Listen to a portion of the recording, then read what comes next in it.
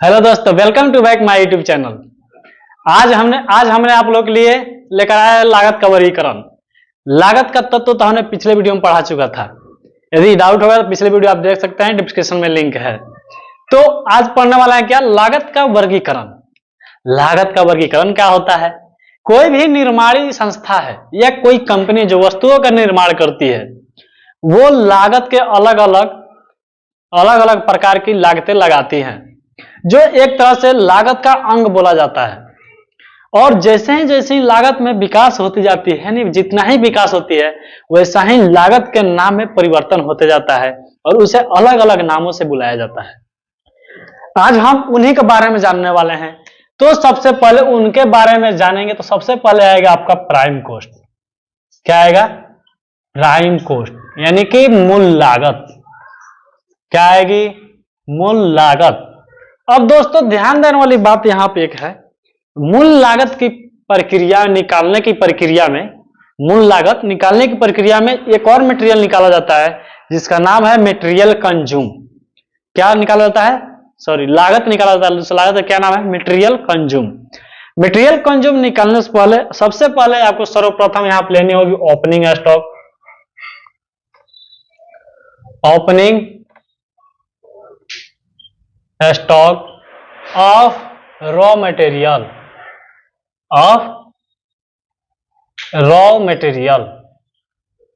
ठीक है दोस्तों। क्या लेनी है? Opening stock of raw material. अब इसके बाद आपको लेनी है, इसमें ऐड करनी है। यदि आप ओपनिंग स्टॉक ले रहे हैं तो आप ओपनिंग स्टॉक से आगे काम नहीं बढ़ा सकते हैं, आपको और भी माल परचेज करनी पड़ेगी। तो परचेज जब करेंगे आप, क्या परचेज करेंगे? Raw material. तो लिखेंगे आप परचेज ऑफ रॉ मटेरियल। इसको भी आपको क्या करनी पड़ेगी? ऐड करनी पड़ेगी। समझ में आ रहा है? अब देखिए, इसमें जब आप माल परचेज कर ले रहे हैं तो इसके बाद इसमें खर्चे भी होंगे, ढुलाई भी होगी। तो ढुलाई होगी, खर्चे होगी, तो उसको आप क्या लिखेंगे? Carriage on purchase of raw material. RM लिख दे रहे हैं, परचेज ऑफ रॉ मटेरियल। ये तो हमने दोस्तों क्या जान लिया? ओपनिंग स्टॉक को लिया हमने, और दूसरा परचेज किया हमने, इसको भी ऐड किया। और परचेज पे जो हमने खर्च किया, जो एक्सपेंस किया, उसको भी हमने ऐड कर लिया। अब बात आती है क्लोजिंग स्टॉक की। ओपनिंग स्टॉक आई है तो क्लोजिंग स्टॉक भी आएगी। इसका आना अनिवार्य है। क्या है? अनिवार्य है। दुनिया में जो आया है उसको एक ना एक दिन जाना ही है। उसी प्रकार स्टॉक आया है तो क्लोजिंग भी होगा। तो यहां पे जो क्लोजिंग स्टॉक जो आएगा, यहां पे इसको चाहिए तो टोटल जोड़ लीजिए। उसके बाद से आपको यहां लेस करनी है closing stock, closing stock of raw material. इसमें से आप माइनस करेंगे, ठीक है। इसके बाद जो बचेगा यहां पे वो क्या होगा? आपका मटेरियल कंज्यूम। क्या होगी? मटेरियल कंज्यूम, ठीक है। ये क्या आ गया? आपका मटेरियल कंज्यूम आ गया। फ्रेश नहीं दिख रहा तो अब फ्रेश दिखेगा। मटेरियल कंज्यूम, ये आपको क्या प्राप्त हुआ? Material consume. अब इस मटेरियल कंज्यूम में डायरेक्ट वेगेज, डायरेक्ट एक्सपेंस और डायरेक्ट लेबर को जोड़ने के बाद आपको क्या प्राप्त होगा? क्या प्राप्त होगा? Prime cost. बहुत अच्छे, प्राइम कॉस्ट प्राप्त होगा। तो इसमें जब ऐड करेंगे आप तो क्या ऐड करेंगे? सबसे पहले डायरेक्ट वेगेज,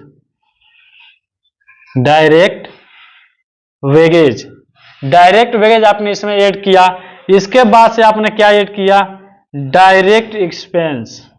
क्या डायरेक्ट किया? जोड़ा डायरेक्ट एक्सपेंसेस। इसको आपने ऐड कर दिया तो आपको क्या प्राप्त होगा? यदि आपने इसको ऐड किया तो जैसे कि हमने बताया, प्राइम कॉस्ट को निकालने के लिए प्रत्यक्ष सामग्री, प्रत्यक्ष व्यय और प्रत्यक्ष श्रम को जोड़ने के बाद जो प्राप्त होता है वो क्या कहलाती है? प्राइम कॉस्ट कहलाती है, यानी मूल लागत कहलाती है। तो यहां पे आपको क्या प्राप्त होगी दोस्तों? तो यहां पे आपको प्राप्त होगी प्राइम कॉस्ट। क्या प्राप्त होगी दोस्तों? प्राइम कॉस्ट प्राप्त होगी। यहां तक किसी को प्रॉब्लम है कोई? नहीं। बहुत अच्छे, आप लोग काफी समझदार हैं। तो देखिए एक बार और मूल लागत के बारे में चर्चा कर रहे हैं। मूल लागत निकालने के लिए आपको सबसे पहले मटेरियल कंज्यूम को निकालना होता है, और मटेरियल कंज्यूम निकालने के बाद आप डायरेक्ट वेजेज और डायरेक्ट एक्सपेंस आप उसमें ऐड कर देते हैं, तो आपका हो जाएगा प्राइम कॉस्ट यानी मूल लागत। ये तो रहा पहला पॉइंट। अब दूसरा पॉइंट पे हम आते हैं दोस्तों, वो होता है हमारा फैक्ट्री कॉस्ट। क्या होता है? Factory cost. इसको वर्क्स कॉस्ट भी बोलते हैं, वर्क्स कॉस्ट भी बोलते हैं, यानी कि कारखाना लागत और वर्क कॉस्ट यानी कि कार्य की लागत। देखिए इसमें निकालने से पहले, क्या फैक्ट्री कॉस्ट निकालने से पहले आपको सबसे पहले यहां पे लेनी होगी प्राइम कॉस्ट। क्या लेनी होगी? Prime cost.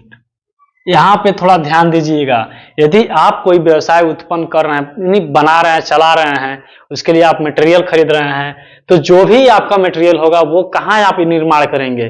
फैक्ट्री में ना निर्माण करेंगे। तो सभी जो मटेरियल आया होगा इसको फैक्ट्री में पहले ट्रांसफर करेंगे, प्राइम कॉस्ट किसमें ट्रांसफर करेंगे? फैक्ट्री में। इसके बाद फैक्ट्री लागत कैसे निकाली जाती है? इसमें जितने भी इनडायरेक्ट सामग्री है, sorry indirect material, indirect labour और फैक्ट्री ओवरहेड जो से ऊपरी व्यय हो जाती है, कभी हमको अंदाजा नहीं होता कि ये व्यय होने वाली है, और वो भी व्यय होती है फैक्ट्री ओवरहेड, वही ओवरहेड बोला जाता है। उस ओवरहेड को भी ऐड करने के बाद जो राशि प्राप्त होगी वो हमारी क्या कहलाएगी? फैक्ट्री कॉस्ट या वर्क्स कॉस्ट। Work cost.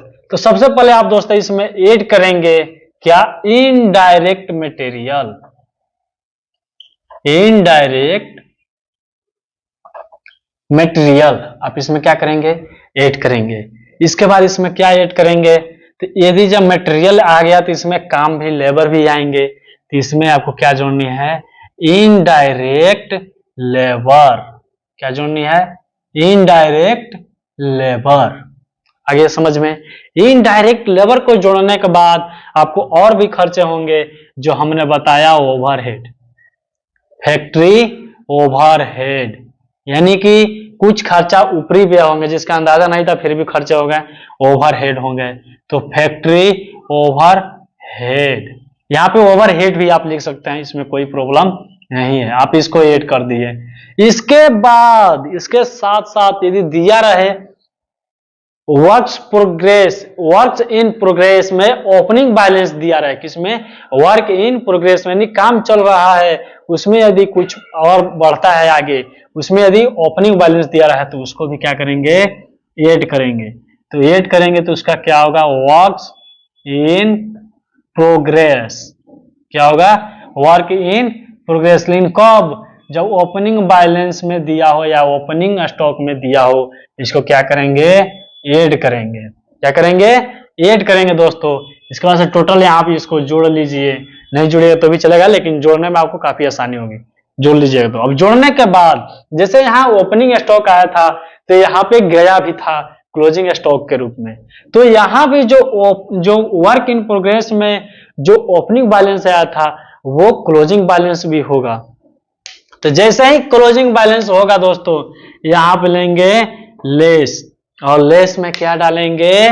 तो वर्क इन प्रोग्रेस में, वर्क इन प्रोग्रेस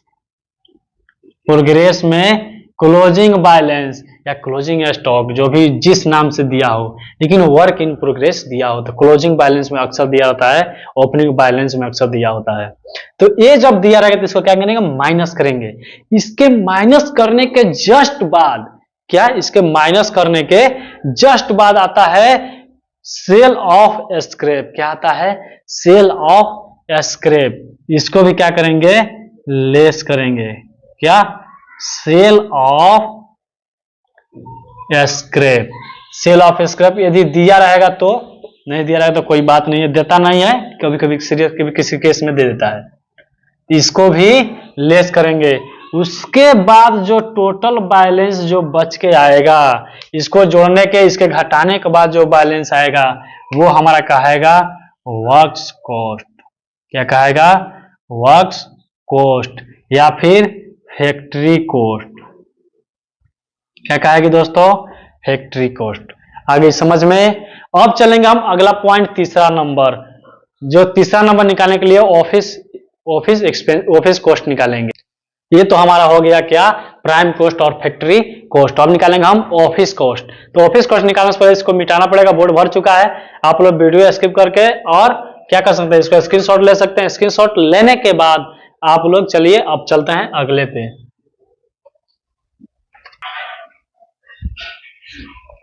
अब देखिए हम आते हैं ऑफिस कॉस्ट या कॉस्ट ऑफ प्रोडक्शन। अगला जो पॉइंट है तीसरा नंबर हमारा क्या है, कॉस्ट ऑफ प्रोडक्शन या ऑफिस कॉस्ट। इसको ऑफिस कॉस्ट के नाम से भी जानते हैं। देखिए जैसे कि आपने मटेरियल खरीदा और उसको फैक्ट्री में ले गए, उसको फैक्ट्री में जो उत्पादन करने के बाद आप उसको ऑफिस से बेचेंगे। ऑफिस में बेचेंगे कि नहीं। अब मान लीजिए फैक्ट्री आप खोले हैं तो उसमें तो माल बना रहे हैं तो उसमें काफी गंदगी होगी। जैसे कि मान लीजिए कोई चीनी मिल है, तो चीनी मिल तो अपना काम अंदर करता है और चीनी को सेलिंग करने के लिए अलग ऑफिस रखता है। उसी पर इसमें ऑफिस अलग रखा गया है। अब यदि आप ऑफिस में जाएंगे, ऑफिस में बैठेंगे तो उसके लिए भी कुछ खर्चे आएंगे। तो ऑफिस खर्चा के लिए क्या होता है कि जो आपका फैक्ट्री लागत थी, जो मूल लागत थी, उस मूल लागत में हमने किसको जोड़ा, फैक्ट्री लागत को जोड़ा। और फैक्ट्री लागत को जोड़ने के बाद ऑफिस के रिलेटेड जितने भी आप खर्चे, ऑफिस के जो भी खर्चे उसको जोड़ते हैं, तो वो क्या प्राप्त होगा, ऑफिस एक्सपेंस या कॉस्ट ऑफ प्रोडक्शन प्राप्त होगा। तो इसको करने से पहले सबसे पहले आप यहाँ पे लेंगे, हम क्या लेंगे, वर्क्स इन कॉस्ट को लेंगे, वर्क्स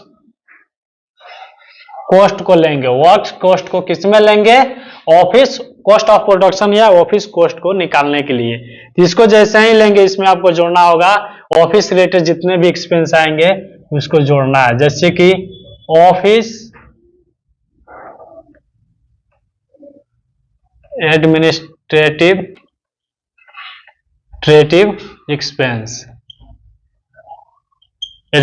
एक्सपेंस, और ऑफिस ओवरहेड भी हो सकता है इसमें, ऑफिस ओवरहेड, इसमें स्टेशनरी भी आ सकते हैं, यही सब आते हैं। इसके बाद इसको ऐड करेंगे यहाँ पे, और ऐड करने के बाद टोटली को ऐड करेंगे। टोटली को ऐड करने के बाद हमारा क्या उत्पन्न होगा, यहाँ से कॉस्ट ऑफ प्रोडक्शन। क्या उत्पन्न होगा, कॉस्ट ऑफ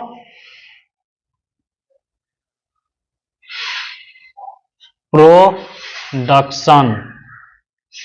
ठीक है दोस्तों, इसको ऐड किया था आपने तो क्या प्राप्त कर लिया, कॉस्ट ऑफ प्रोडक्शन। अब कॉस्ट ऑफ प्रोडक्शन जो है ऑफिस को, अब ऑफिस से आप यहाँ लिए तो आप माल उत्पादन कर लिए हैं, उसको ऑफिस भी एक बना लिए हैं, तो सेलिंग करने के लिए भी तो चाहिए। अब सेलिंग करने भी जाएंगे तो वहां भी आपको कुछ एक्सपेंस हो सकता है, खर्चे हो सकते हैं। तो उन्हीं खर्चों की यदि आप इसमें जोड़ते हैं कॉस्ट ऑफ प्रोडक्शन में, तो वो क्या हो जाएंगे, कॉस्ट ऑफ गुड्स सोल्ड हो जाएंगे, सेलिंग करने की लागत निकल जाएंगे। तो सबसे पहले यहाँ पे मान लीजिए तीसरा चौथा नंबर यहाँ पे डाल लीजिए, कॉस्ट ऑफ गुड्स सेल्स। क्या, कॉस्ट ऑफ गुड सेल, यानी कि आप उसको सेलिंग करने के लिए आप क्या करेंगे, सेलिंग करने के लिए ले जाएंगे तो उसमें भी तो कुछ खर्चे आएंगे कि नहीं आएंगे। तो खर्चे आएंगे तो उसके लिए सबसे पहले आपको क्या करनी होगी, देखनी होगी कि हमारे फैक्ट्री में जितने भी माल थे पूरी तरह से बन चुके हैं या नहीं बने हैं। तो जो भी आपका माल बन चुके हैं, यहाँ पे कॉस्ट ऑफ गुड सेल निकालना है। तो यहाँ पे देखिए सबसे पहले, तो इसमें सबसे पहले आप देखेंगे आपका माल तैयार हुआ है कि नहीं। यहाँ पे सोल्ड होगा, कॉस्ट ऑफ गुड्स सोल्ड होगा। तो यहाँ पे सबसे पहले आपको लेनी है, क्या लेनी है, ये कॉस्ट ऑफ जो प्रोडक्शन आया है, cost of production. Cost of production में आपको क्या ऐड करनी है, यहाँ पे आपको ऐड करनी है क्या, जो ओपनिंग लिखिए, opening stock of goods finish. क्या, opening stock of goods finish. Goods finish नहीं लिखकर आप यहाँ पे लिख सकते हैं फिनिश गुड्स। क्या लिख सकते हैं, फिनिश गुड्स, फिनिश्ड होगा, फिनिश्ड गुड्स। इसको आप ऐड करेंगे यहाँ पे, ठीक है। इसको तो आपने ऐड किया क्या, जो पूरी तरह से बनकर निर्माण हो चुके हैं, लेकिन उसमें तो घटाना तो भी पड़ेगा, जो निर्माण नहीं हुए हैं उसको क्लोजिंग के रूप में। तो यहाँ पे नहीं दिख रहा है, चलिए कोई बात नहीं, यहाँ पे लेस कर दीजिए। इसमें क्या देखिए, कॉस्ट ऑफ प्रोडक्शन जोड़ा है, opening stock of finish goods जोड़ा है। कोई बात नहीं भाई, यहीं पे लिख दे रहा है। देखिए कॉस्ट ऑफ गुड्स सोल्ड निकालने के लिए सबसे पहले हमें किसको लेना होगा, कॉस्ट ऑफ प्रोडक्शन को यहां पे लेनी होगी। उसके बाद से जो माल पूरी तरह से निर्माण हो चुकी है उसको ऐड करनी होगी। तो ऐड करने के रूप में क्या लिखेंगे, ओपनिंग, क्या लिखेंगे, opening stock, opening stock of finish goods, finish goods यानी जो पूरी तरह से निर्माण हो चुकी है उसको ऐड कर लेंगे। इसके बाद से तो निर्माण हो चुकी थी, लेकिन जितने नहीं निर्माण हुए उसको तो घटाना तो पड़ेगा ना, कि हमको पूरी तरह मेरे पास कितने माल हुए हैं। तो जो लागत जो हमारा जो नहीं उत्पन्न किया है, पूरी तरह से नहीं बनाया गया है, उसको लेस करेंगे। उसको किस रूप में लेस करेंगे, closing stock of finish goods, क्या, फिनिश गुड्स। इसके बाद जो आता है, इसके बाद जो भी राशि आएगी, यानी कॉस्ट ऑफ प्रोडक्शन में opening stock of finish goods को जोड़ने के बाद closing stock of finish goods को घटाने के उपरांत जो भी राशि हमारी उपरांत बच के आएगी वो कहलाएगी हमारा, क्या कहलाएगी, cost of goods sold, cost of goods sold. समझ में आया, ये हमारा क्या होगा, कॉस्ट ऑफ गुड्स सोल्ड। अब ये तो हमने 4 पॉइंट जान लिया, अब 5वां जानने वाला है। तो 5वां पॉइंट निकालने के लिए आपको क्या निकालनी होती है, कॉस्ट ऑफ। अब देखिए कॉस्ट ऑफ सेल निकालने के लिए आपको क्या करनी पड़ेगी, सबसे पहले लेनी पड़ेगी कॉस्ट ऑफ गुड्स सोल्ड। क्या लेनी पड़ेगी, कॉस्ट ऑफ गुड्स सोल्ड लेनी पड़ेगी। उसके बाद इसमें आपको जोड़नी पड़ेगी जो सेलिंग में जो एक्सपेंस होता है, जो व्यय हुए हैं, उसको आपको इसमें क्या करनी पड़ेगी, ऐड करनी पड़ेगी। यानी सेलिंग एंड डिस्ट्रीब्यूशन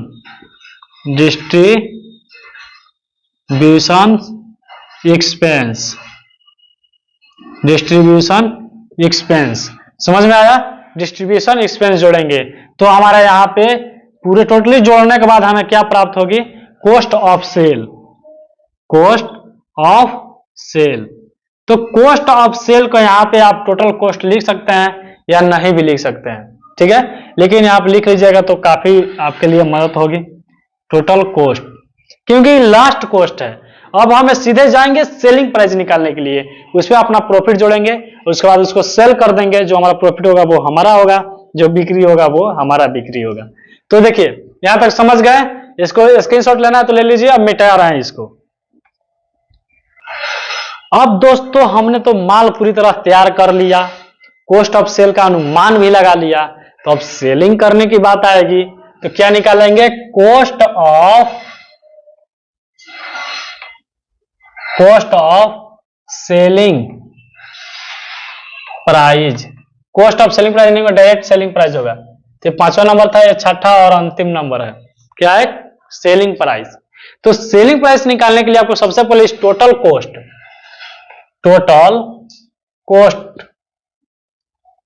या नहीं समझ में आ रहा है तो कॉस्ट ऑफ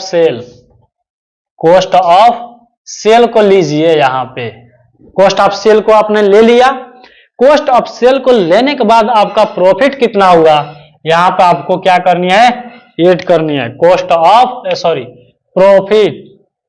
तो प्रॉफिट आपको कितना कमाना है, 10% या 20%, ये आप पे निर्भर करता है। जितना प्रॉफिट कमाना है उसको यहाँ पे ऐड करेंगे, और इसके बाद क्या, प्रॉफिट के बाद इसको जोड़ने के बाद जो भी राशि यहाँ पे आती है वो आपको कहलाएगी सेलिंग प्राइस।